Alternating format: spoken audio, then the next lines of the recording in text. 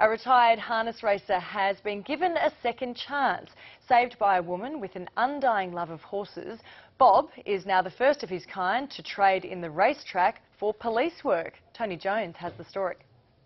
It's fair to say Bob is having a ball these days, but it's not all fun and games. A fair chunk of Bob's time is spent on the beat.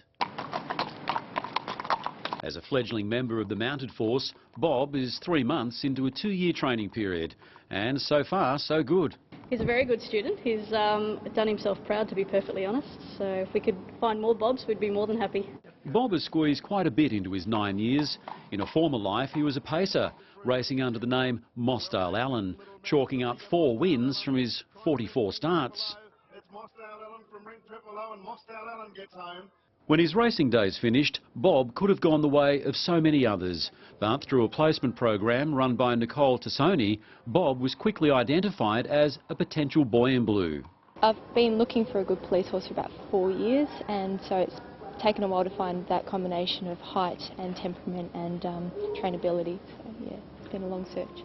He's the first horse to make the transition from the trotting track to the police stables. The right temperament is an absolute must, and Bob is ticking all the boxes. He's got a bit of stubborn about him. Again, not a bad thing in this sort of job.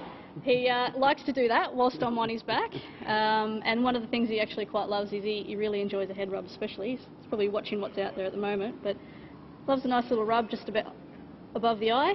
Bob and Emma's next assignment is at the MCG later tonight for the Melbourne Bulldogs game.